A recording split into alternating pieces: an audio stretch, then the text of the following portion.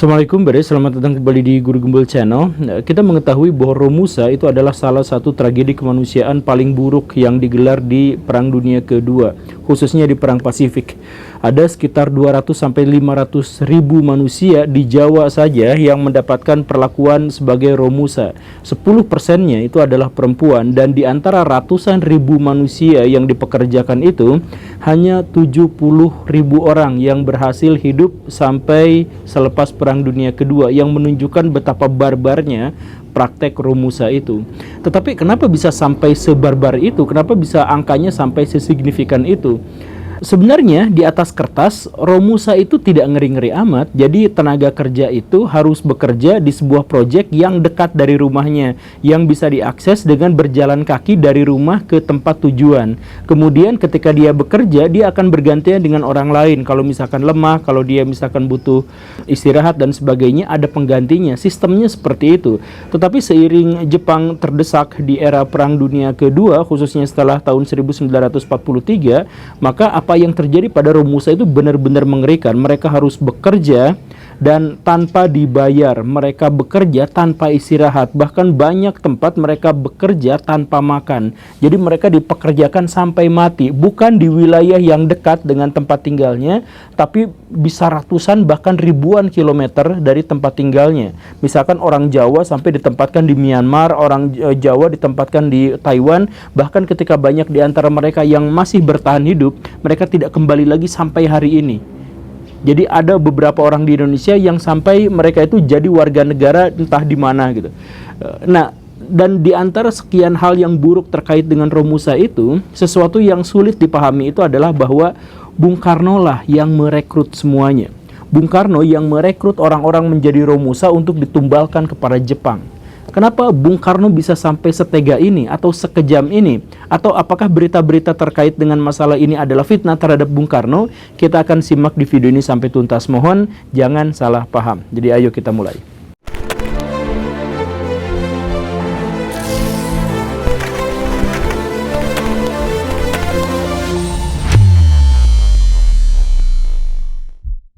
Dua fakta sejarah yang tidak mungkin kita bantah terkait dengan Romusa itu adalah bahwa Romusa itu benar-benar barbar, benar-benar keji. Jumlah kematian yang sangat signifikan dan jumlah orang yang kelaparan pada waktu itu menunjukkan betapa gilanya praktek Romusa di Indonesia.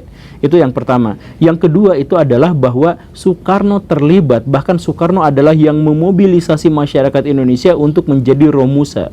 Nah, fakta kedua inilah yang kemudian membingungkan banyak pihak, mengercitkan dahi-dahi kita. Kok bisa seperti itu? Bukankah Soekarno itu adalah pahlawan bangsa dan sebagainya? Atau jangan-jangan datanya itu tidak akurat, misalkan begitu ya. Kalau misalkan berbicara tentang data dan fakta yang katanya tidak akurat, kita setidaknya bisa menyebutkan 3 argumentasi paling mendasar. Yang pertama adalah bahwa semua tokoh-tokoh nasional pada waktu itu di zaman Bung Karno dengan Romusanya itu ikut berkomentar dalam buku-bukunya, dalam tulisan, dalam pidato dan sebagainya. Kita setidaknya mengetahui bahwa Amir Syarifuddin, kemudian Sultan Syahrir itu berbicara tentang Bung Karno yang telah menyengsarakan rakyat dengan Romusanya itu.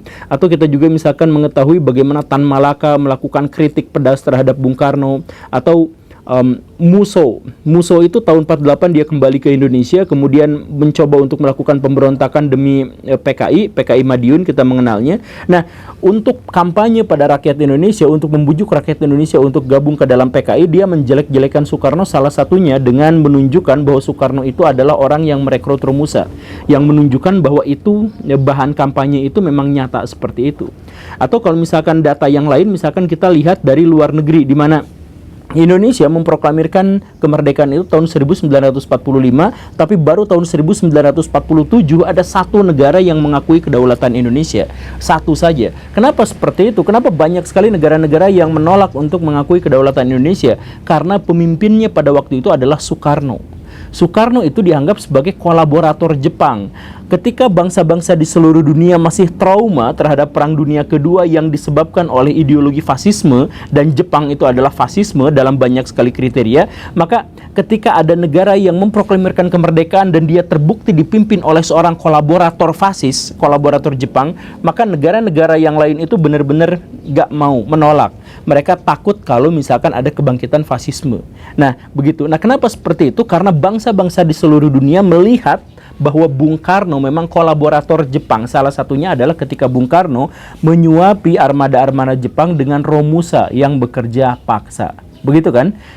Itu argumentasi atau fakta yang kedua. Kemudian yang ketiga yang membuktikannya adalah bahwa Bung Karno sendiri mengakui dalam bukunya yang sangat terkenal itu yang ditulis oleh Cindy Adams, Bung Karno mengakui bahwa apa yang dia lakukan terkait dengan Romusa itu adalah benar-benar dia lakukan, dan dia lakukannya dengan kesadaran. Walaupun Bung Karno menuliskan pada waktu itu dengan penuh penyesalan, tetapi dia melakukan itu dengan kesadaran. Nah, jadi kita selesai masalahnya di situ bahwa Bung Karno memang benar-benar melakukan perekrutan atau mobilisasi terhadap orang-orang untuk menjadi Romusa. Nah, kemudian kita masuk pada masalah selanjutnya, kenapa Bung Karno sampai setega itu melakukan pada rakyat Indonesia? Alasan pertama adalah alasan tendensi Soekarno, bahwa Soekarno itu sebenarnya sangat-sangat ngefans pada Jepang.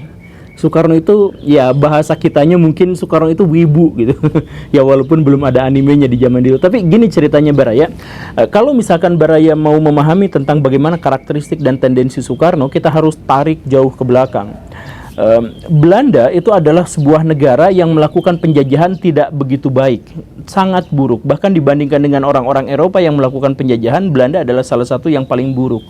Jadi dia menjauh dari rakyat, kemudian dia menciptakan segregasi, kemudian dia menciptakan kecemburuan sosial. Ketika misalkan dia berkuasa, dia tidak mau bersentuhan dengan orang-orang pribumi. Kalaupun mau bersentuhan dengan orang pribumi, dia harus harus melalui perantara orang Cina gitu. Jadi ngasih bantuan harus lewat Cina dulu, dari Cina baru ke pribumi dan sebagainya gitu. Bahkan kota-kota di Indonesia pun yang ada Belandanya itu Belanda disimpan di paling atas, Cina di tengahnya, kemudian ada pribumi di paling bawahnya gitu. Yang menunjukkan bahwa Belanda itu sebenarnya sangat-sangat menganggap rendah orang-orang Indonesia.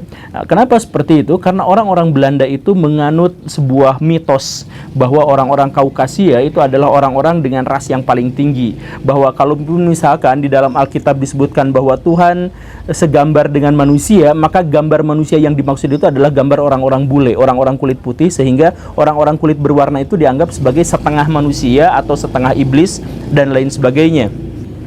Hipotesis ini berasal dari Blumenbach yang menjelaskan bahwa ya manusia itu memang ditakdirkan untuk seperti itu, ditakdirkan ada ras yang pintar, ditakdirkan untuk ada ras yang bodoh gitu. Dan kemudian ketika misalkan Darwin muncul dan kemudian muncul Darwinisme sosial dan sebagainya, maka orang-orang Belanda semakin yakin bahwa bangsa Eropa itu adalah bangsa yang terbaik, sedangkan bangsa Asia dan sebagainya itu adalah bangsa yang buruk, sehingga mereka wajar untuk melakukan penjajahan. Dan kalau misalkan orang-orang Asia dan Afrika itu diberikan kemerdekaan, maka orang-orang Asia itu akan membuat negaranya itu kacau balau karena dipimpin oleh orang-orang yang bodoh gitu. Jadi seandainya orang Afrika, seandainya orang Indonesia itu merdeka, diberikan kemerdekaan oleh orang-orang Eropa misalkan, maka mereka itu akan menjadi negara-negara yang besar, tetapi populasinya saja yang besar, padahal pemimpinnya, birokratnya dan sebagainya itu adalah pemimpin yang korup, yang nggak ngerti apa-apa, tapi menjabat dan sebagainya. Itu adalah pikirannya orang-orang Belanda pada waktu itu. Nah, Soekarno pada waktu itu tidak setuju. Salah satu alasannya adalah Jepang. Jadi waktu Soekarno kecil itu, Soekarno mendapatkan berita bahwa Jepang bisa menang perang melawan Rusia. 330.000 tentara Rusia itu dikalahkan, dipecundangi oleh 270.000 tentara Jepang. Yang pada waktu itu menunjukkan bahwa ras Kaukasian atau orang bule itu ternyata tidak cukup baik dibandingkan dengan orang Jepang. Kalau misalkan orang Jepang itu memiliki semangat juang, memiliki teknologi yang kurang lebih sama seperti orang Eropa. Jadi masalahnya itu adalah masalah akses terhadap teknologi dan ekonomi gitu. Jadi pikiran Soekarno itu seperti itu. Makanya Soekarno itu mencari-cari sebuah alasan bagaimana caranya agar dia itu bisa merdeka, bagaimana caranya dia bisa membuktikan bahwa orang Asia itu setara dengan orang Barat dan sebagainya. Ketika disuguhi oleh fakta Jepang berhasil untuk mengalahkan dan mengungguli orang Eropa, maka Soekarno itu benar-benar terbuai pada imajinasi bahwa Jepang itu benar-benar saudara tua Asia, benar-benar sebuah negara yang menginspirasi dan memotivasi perjuangan kemerdekaan Indonesia. Begitu. Nah, maka ketika misalkan Jepang datang ke Nusantara, kemudian mempropagandakan bahwa kami adalah pembebas Asia dan sebagainya, dan kemudian aksi-aksinya itu dilakukan dengan sangat heroik, Soekarno kemudian mulai berpikir, bayangkan, kata dia, kita berjuang 350 tahun ngelawan Belanda dan tidak bisa apa-apa, tidak bisa menang, sedangkan Jepang datang ke sini dalam waktu 2 minggu, Belanda dan kemudian bersatu dengan tentara Inggris, tentara Australia, tentara Amerika Serikat dipukul mundur dalam 1 kali serangan. Kan ini benar-benar yang akhirnya Soekarno itu sangat memuja Jepang gitu.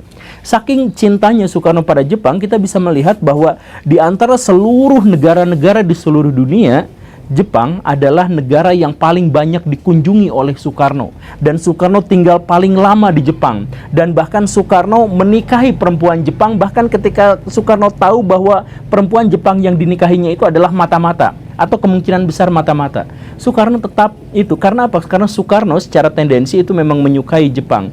Jadi ketika misalkan ada kegiatan-kegiatan atau aktivitas-aktivitas yang terkait dengan Jepang, misalkan Romusa yang tadi itu, maka Soekarno adalah salah satu orang yang paling duluan untuk setuju padanya. Begitu. Itu alasan pertama. Alasan Soekarno yang kedua terkait dengan upaya dia untuk memobilisasi rakyat Indonesia menjadi Romusa, itu adalah alasan yang lebih pragmatis dan lebih praktis gitu. Jadi ceritanya begini Baraya, Romusa itu adalah sebuah praktek yang dikerjakan oleh orang Jepang dimanapun dia menjajah atau menduduki. Jadi di Malaya dia melakukan praktek yang sama, di Taiwan dia melakukan praktek yang sama, bahkan di negerinya sendiri dia melakukan praktek yang sama terhadap orang-orang yang ada di sana, terhadap warga negaranya sendiri. Nah, jadi pikiran Soekarno adalah di Indonesia Romusa juga pasti akan diterapkan, dengan atau tanpa saya yang merekrut, Romusa itu pasti akan diterapkan. Makanya Soekarno itu kemudian langsung menyatakan kepada Jepang, "Pang, saya rela untuk jadi mandornya." Karena apa? Karena kalau Soekarno yang menjadi mandornya, diharapkan perlakuan terhadap Romusa itu tidak terlalu kejam. Dan Soekarno juga termasuk orang yang sejak awal masang iklan, kita akan ada Romusa dan sebagainya untuk memberikan persiapan kepada orang-orang Indonesia. Kalau misalkan Romusanya langsung dipraktekkan sama Jepang, misalkan, itu seringkali terjadi bapak-bapak, anak-anak laki-laki yang sedang berkebun, yang sedang main di halaman, itu tiba-tiba langsung diculik, direkrut untuk dipekerjakan di satu tempat, dan dia tidak kembali selamanya. Nah, itu buruk. Nah, untuk meminimalisir atau untuk mengurangi sedikit keburukan dari Romusa itu, maka Soekarno lah yang kemudian terlibat, dan Soekarno yang kasih training bahwa ini yang akan terjadi seperti ini, mungkin kalian bisa kabur suatu kali nanti kalau sudah begini dan sebagainya. Ya, walaupun itu adalah upaya yang tidak terlalu efektif, tapi ini juga misalkan dilakukan pada Jugun Ianfu. Jadi Baraya begini, Jugun Ianfu itu adalah Romusanya versi perempuan, di mana perempuan Indonesia itu direkrut untuk dimasukkan ke dalam satu kamar di pinggir pantai biasanya, dan kemudian di situ dia dijadikan alat pemuas fantasi seks atau fantasi fetis orang-orang atau tentara-tentara Jepang. Kan begitu ya. Jadi satu perempuan bisa sampai melayani 20-30 orang dalam sehari gitu, dan mereka bisa dibiarkan begitu sampai mati gitu. Ya kan, orang-orang Jepang jauh dari istrinya, jauh dari keluarganya, dan mereka stres gara-gara perang, jadi mereka harus melampiaskan libido seksual mereka pada satu pihak yang dalam hal ini adalah Jugun Ianfu. Maka direkrutlah Jugun Ianfu besar-besaran di seluruh wilayah Nusantara. Nah, oleh Bung Karno sendiri pada waktu itu bagian dari orang yang merekrut Jugun Ianfu, tapi kemudian Soekarno memilih atau mencari PSK. Jadi yang open BO yang kayak gitu, yang online yang kayak gitu, yang OnlyFans yang kayak gitu. Nah, itu yang direkrut sama Bung Karno untuk menjadi pelampiasan orang-orang Jepang. Maksudnya apa? Biar perempuan-perempuan Indonesia yang baik-baik tidak direkrut. Ya, walaupun sekali lagi apa yang dilakukan Bung Karno itu sama sekali tidak efektif, kecil sekali memberikan dampak positifnya, tetapi dari situ kita bisa mengetahui kenapa Bung Karno yang menjadi perekrut bagi Romusa dan Jugun Ianfu. Begitu. Dan alasan ketiga kenapa Bung Karno yang merekrut orang-orang Romusa, orang-orang Indonesia untuk menjadi Romusa, itu adalah gara-gara Bung Karno sendiri kemakan sama propaganda Jepang. Seperti di poin pertama yang saya jelaskan, bahwa Soekarno itu menganggap bahwa Jepang itu adalah sebuah bangsa yang sangat inspiratif untuk orang-orang Asia. Sangat-sangat inspiratif, karena dia berhasil membuktikan bahwa orang Eropa itu tidak superior. Kalau misalkan mendapatkan akses terhadap ekonomi, terhadap senjata, terhadap teknologi yang sama, maka orang Eropa itu sama seperti kita. Itu pembuktian Jepang. Nah, Soekarno itu mengaguminya. Karena itu ketika Jepang melakukan propaganda kepada Indonesia bahwa mereka datang untuk melakukan pembebasan, mereka datang untuk memberikan kenyamanan, mereka datang untuk mengusir bangsa yang telah menjajah dan sebagainya, maka dukunglah kami. Maka Soekarno itu adalah orang yang paling awal kemakan dalam propaganda itu. karena dia memang sangat suka pada Jepang begitu. Nah, ketika dan Jepang juga kan sebenarnya awal-awal itu memang baik gitu, dan Romusanya juga sebenarnya tidak terlalu ekstrim gitu awal-awalnya. Tapi memasuki tahun 42, tahun 43 ketika Jepang mulai dikalahkan dalam berbagai front di perang Pasifik, maka Jepang itu semakin stres juga kan. Nah, karena stres mereka itu juga semakin mengeksploitasi habis-habisan tenaga kerja yang mereka miliki gitu. Nah, karena itu Soekarno yang awalnya sok aja saya rekrut Romusa karena tidak terlalu jelek, tidak terlalu buruk. Semakin kesini semakin buruk, perlakuannya semakin kejam, bahkan banyak yang tidak diberi makan dan sebagainya. Nah, Soekarno itu benar-benar dia sudah kagok ngerekrut, tapi sudah seperti itu. Dan ketika misalkan Soekarno mau mundur, saya nggak mau ngerekrut lagi yang seperti ini. Jepang pada waktu itu sudah memberikan, tahun 43, sudah memberikan janji kepada Filipina dan Myanmar untuk kemerdekaan mereka. Nah, Soekarno kaget. Kenapa Indonesia tidak dijanjikan kemerdekaan seperti itu? Kenapa bisa seperti ini? Makanya Soekarno ngelobi. Nah, biar Soekarno tetap bisa ngelobi kapan Indonesia harus dimerdekakan sama Jepang, maka Soekarno tetap harus ada sebagai bagian dari alat propaganda Jepang. Baik itu di Putra, Jawa Hokokai, maupun dalam konteks ini adalah Romusa begitu. Jadi Soekarno itu pada waktu itu kejepit. Jadi dia harus menyiksa rakyat. Dia mau keluar, tapi ini sedikit lagi nih, sedikit lagi. Hampir semua orang-orang pejuang kemerdekaan di Indonesia pada waktu itu, tokoh-tokoh nasionalnya, hampir semua menyepakati bahwa penjajahan Belanda di Indonesia itu bisa diakhiri dengan perang Pasifik. Maka perang Pasifik ini benar-benar sesuatu yang sangat krusial buat perjuangan kemerdekaan Indonesia. Maka Soekarno benar-benar harus berhati-hati untuk bisa menciptakan kemerdekaan ini. Dalam hal ini menunggu kabar dari Jepang untuk janji kemerdekaannya. Makanya ini banyak sekali netizen-netizen Indonesia yang mengatakan, misalkan ngejelek-jelekin Malaysia dengan mengatakan bahwa Indonesia itu berjuang merdeka karena perjuangan, sedangkan Malaysia itu giveaway gitu, diberi sama Inggris gitu ya. Ya banyak yang begitu ya. Sebenarnya secara faktual orang Indonesia pun sebenarnya negara giveaway karena mereka itu berharap sekali untuk mendapatkan kemerdekaan dari Jepang. Walaupun pada waktu itu Jepang memang setelah memberikan kemerdekaan, tetapi dia sudah tidak bisa apa-apa. Karena Jepang menjanjikan kemerdekaan itu tanggal 14 Agustus ketika dia sebenarnya sudah dikalahkan oleh tentara sekutu tanggal 9 Agustus atau tanggal 15 Agustus dia menyatakan kekalahannya gitu. Jadi sebenarnya sama-sama giveaway, cuman giveaway di Indonesia itu gagal gitu. Tapi ya secara teknis sama aja kayak gitu. Oke, berarti gitu saja ya. Semoga bisa dipahami dan semoga kita bisa mencermati sejarah itu memang kondisinya seperti ini. Bahwa bahkan orang yang paling kita jadikan sebagai pahlawan pun ya, ternyata memang memiliki sisi yang buruk. Dan kita harus memahami latar belakang dari sisi buruk itu.